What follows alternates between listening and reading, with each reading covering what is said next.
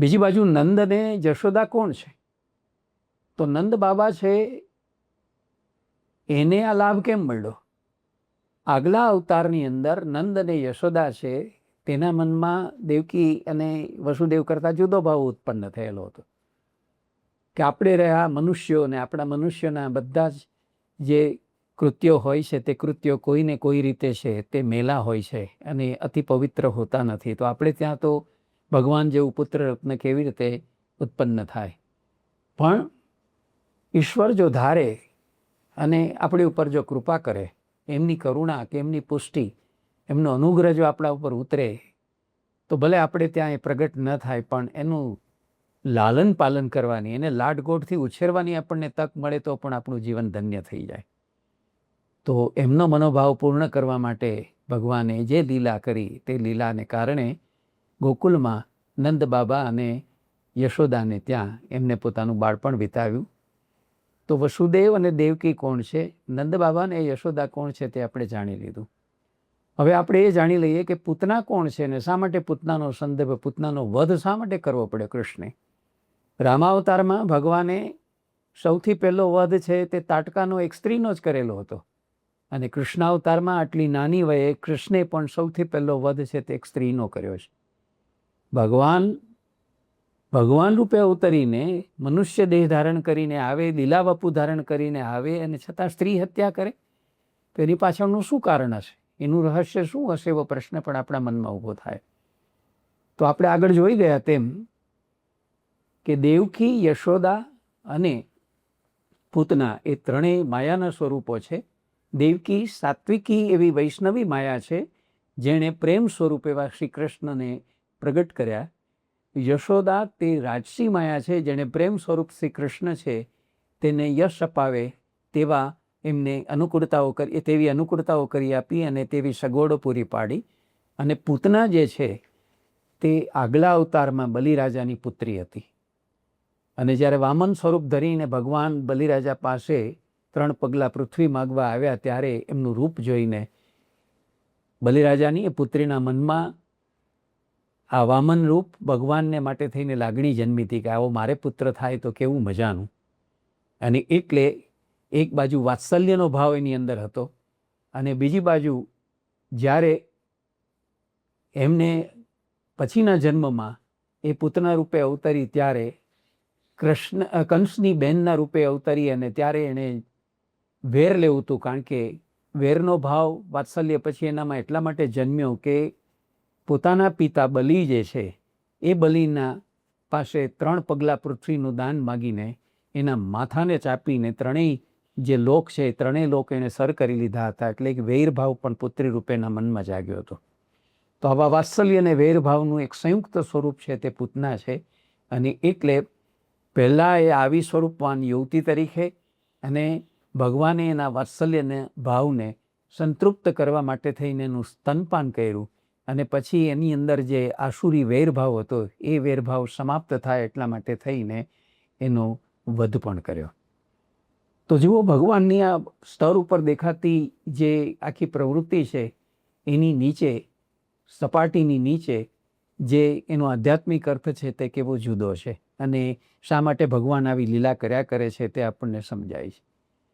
ત્યાર પછી જે ઘટના આવે છે મહત્વની એમની બાળ લીલામાં, તે પડખું ફેરવવાની લીલા છે. આપણે ત્યાં 16 સંસ્કારોની જે વિધિ છે, પુંસવન સંસ્કાર, ગર્ભાધાન સંસ્કાર, સીમંત સંસ્કાર વગેરે, એમાંનો એક સંસ્કાર જે છે તે આ રીતે અંગ પરિવર્તનનો છે. આ બહુ સહેતુક છે. આપણે આ જગતમાં, મર્ત્યલોકમાં, પૃથ્વીમાં જન્મીએ છીએ ત્યારે આ સંસારાભિમુખતા આપણી અંદર આવે છે. આ ધરતીના, આ સંસારના બધા જ ભાવો આપણને આકર્ષે છે, આપણને મોહ પમાડે છે, આપણને લાલસામાં અને આપણને કામનાઓમાં જીવાડે છે. તો આપણી સંસાર આસક્તિમાંથી આપણી આત્માભિમુખતા તરફની આસક્તિ વધે. સંસારાભિમુખ છીએ એમાંથી આપણે આત્માભિમુખ થઈએ, માટે પડખું ફેરવવાની ઘટના તે સાંકેતિક અને પ્રતિકાત્મક ઘટના છે. નાની વયમાં બાળક ચત્તું સૂઈ રહેતું હોય, પણ પછી ધીરે ધીરે જેમ જેમ એની ઉંમર વધતી જાય અને જેમ જેમ એનામાં ગતિશીલતા આવતી જાય તેમ તેમ એ પડખું ફરવાની ક્રિયા કરે અને પહેલી વાર પડખું ફરે તો એનો આનંદોત્સવ ઉજવવામાં આવે છે. એવી પડખું ફરવાની જે ઘટના જે કૃષ્ણની બતાવી છે તેની પાછળનો સંકેત આ છે કે સંસારાભિમુખ તો સૌ જીવો હોય છે, પણ સંસારાભિમુખ છે એમાંથી મટીને આત્માભિમુખ થવાનું હોય છે. એ સાચા અર્થમાં અંગ પરિવર્તનની અથવા તો સાચા અર્થમાં પડખું બદલવાની ક્રિયા છે. ત્યાર પછીની જે આ લીલા આવે છે તે શકટ લીલા છે. આટલી બધી ગાયો છે નંદ બાબાને ત્યાં, બહુ મોટા દુજાણા છે, એનો ઘણો મોટો વહીવટ છે, એટલે યશોદાને કામ તો ઘણું બધું પહોંચે છે. એ બધાને દૂધ, દહીં, છાશ, માખણ બધાને આપવા, એની યથાયોગ્ય વ્યવસ્થા કરવી, એનું આયોજન કરવું, એમાં રોકાયેલી રહે છે. તો એક સમયે એટલા બધા કામની વચ્ચે એને સ્તનપાન કરાવી, તૃપ્ત કરી અને પોતાની નજર સામે રહે એટલે એક ઉત્સવ ઉજવવાનો હતો. એની બધી સામગ્રી ભરેલું ગાડું ત્યાં પડ્યું હતું. ઉત્સવમાં જે કંઈ રસોઈ બનાવી હશે, જે કંઈ વ્યંજનો હશે, જે કંઈ મિષ્ટાનો કે ફરસાણો કે હશે, એ બધાના માટલા અથવા એ બધાના તપેલાઓ ભરીને જે ગાડું ભરેલું પડ્યું હતું એની નીચે ખોયું બાંધીને શ્રી કૃષ્ણને સુવડાવે છે યશોદા, કે પોતાનું કામ થતું રહે અને એની ઉપર નજર પણ રહે.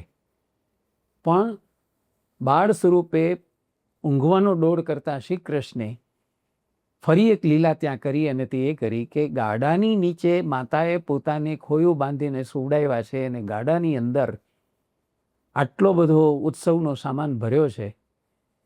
તો શકટ એટલે ગાડું. એમણે એક લાત મારવાની સાથે આખું ગાડું ઊંધું વળી જાય છે અને એની અંદર રહેલી બધી જ ખાનપાનની સામગ્રી છે તે બધી ઢોળાઈ જાય છે, વેરાઈ જાય છે. એવી ઘટનાથી ફાળ પડી જાય છે ઉપસ્થિત સૌ લોકોને, ગોપ ગોપીઓને અને યશોદાને. દોડતા બધા આવે છે અને સૌ ચકિત થઈ જાય છે. કૃષ્ણને જાણે કે કંઈ બન્યું ન હોય એવું દેખાય છે. તો આ શકટ લીલા છે એનો શો અર્થ આપણે સમજવો જોઈએ. આ શકટાસુર છે એ હકીકતે હિરણ્યકશિપુનો ઘટોત્કચ નામનો પુત્ર હતો અને એને લોમેશ ઋષિનો શાપ મળ્યો હતો. એ શાપને કારણે એ આ શકટ રૂપે આવ્યો તો કંસનો મોકલેલો કૃષ્ણને મારવાનો. કંસ પોતે કળિયુગ છે. કળિયુગને પ્રેમ સ્વરૂપ ક્યારેય અખરે નહીં, ક્યારેય પસંદ ન પડે, હંમેશા એનું પોતાનું વિરોધી લાગે. એટલે પ્રેમને ખતમ કરવા માટે થઈને કળિયુગ હંમેશા પોતે કામ સ્વરૂપ હોવાને કારણે પ્રેમને ખતમ કરવા માટે થઈને તત્પર રહે. એટલે કંસ એક પછી એક, આકાશવાણીથી ભયભીત થઈ ગયેલો કંસ આવી રીતે જેટલા નવા જન્મેલા બાળકો છે તેને મારવા માટે થઈને જે દુષ્ટોને, જે અસુરોને મોકલે છે એ પૈકીનો એક શકટાસુર છે. તે આવો અસુર થઈને આવ્યો. હકીકતે એ લોમેશ ઋષિના શાપને પરિણામે હતો અને આ શકટ રૂપ એણે ધારણ કરેલું હતું. એટલે જડતાનું પ્રતીક છે.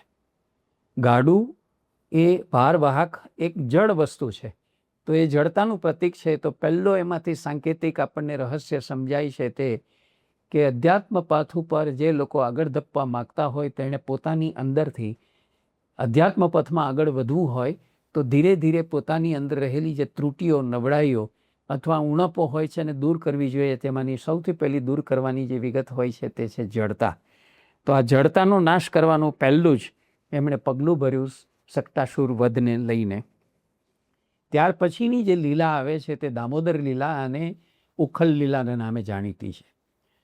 તો કૃષ્ણના ઉદ્માતો, બાળ તોફાનો, બાળ મસ્તી એ બધા જ બહુ વધ્યા છે.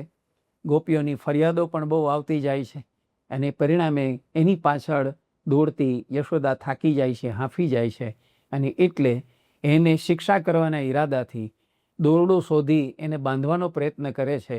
પણ જેટલી વાર જેટલું દોરડું લઈને બાંધવાનો પ્રયત્ન કરે તો પ્રત્યેક દોરડું છે તે 2 આંગળ ટૂંકું પડે છે. એકેય દોરડું પૂરું થતું નથી. તો આ લીલા શું સૂચવે છે? શું નંદ બાબા અને યશોદાને ત્યાં એવા દોરડા નહીં હોય કે આટલા નાનકડા બાળકના 2 હાથને બાંધી શકાય, 2 પગને બાંધી શકાય એને રોકવા માટે થઈને? અને આ સિવાય એને બીજો કોઈ ઈલાજ દેખાતો નથી. તો એની પાછળનો આધ્યાત્મિક અર્થ શું છે? અને તે આપણે સમજવાનો પ્રયત્ન કરીએ, લીલા પાછળનું રહસ્ય સમજવાનો પ્રયત્ન કરીએ તો આપણને ખ્યાલ આવે છે કે કર્મ, જ્ઞાન અને ભક્તિ એવા 3 દોર વડે વણાયેલું જે કંઈ સાધનાનું સ્વરૂપ છે, એ સાધના હંમેશા જે કોઈ કરતું હોય એ સાધના છે તે હંમેશા બે વેત ટૂંકી પડતી હોય છે. કારણ શું હોય છે કે જ્યાં સુધી સાધકના મનની અંદર અહંતા અને મમતા એવા બે તત્વો રહ્યા હોય છે ત્યાં સુધી બે આંગળ હંમેશા દોરડું ટૂંકું પડે છે.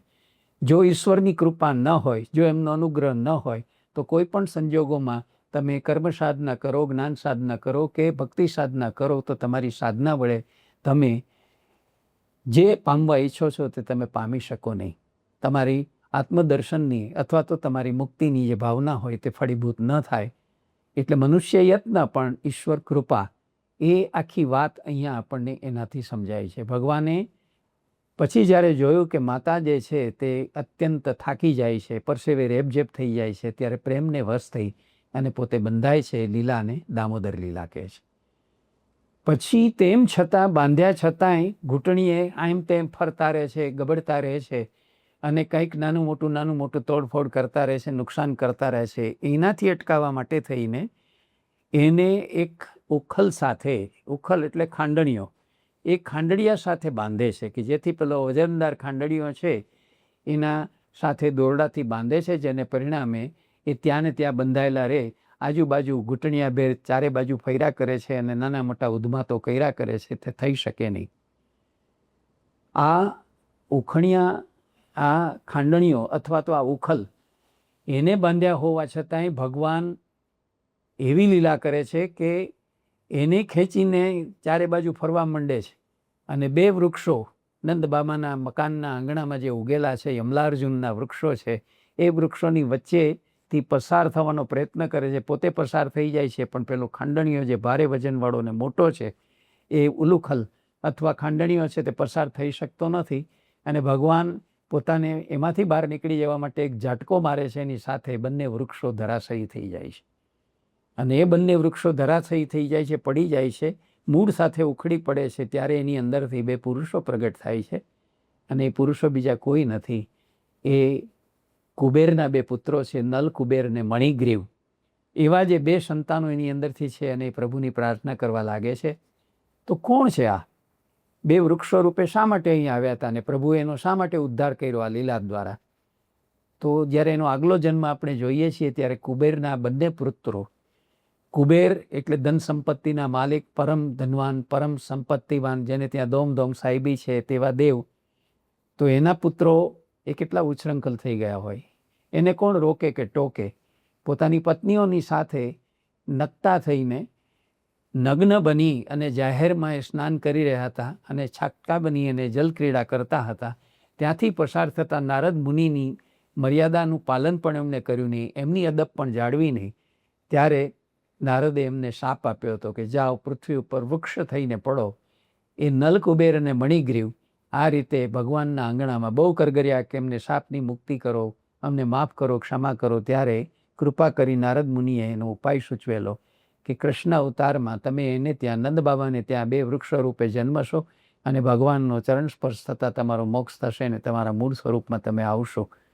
તો એની પાછળની જે ઘટના છે, એનું રહસ્ય છે તે આ છે. પ્રભુએ જે આ લીલા કરી એ ઉલુખલ લીલા તરીકે આપણે જાણીએ છીએ. અને એ વાત્સલ્ય ભાવની એક બાજુ એમાં અભિવ્યક્તિ છે અને બીજી બાજુ એના આપણે સંકેતો છે તે સમજવા જેવા છે.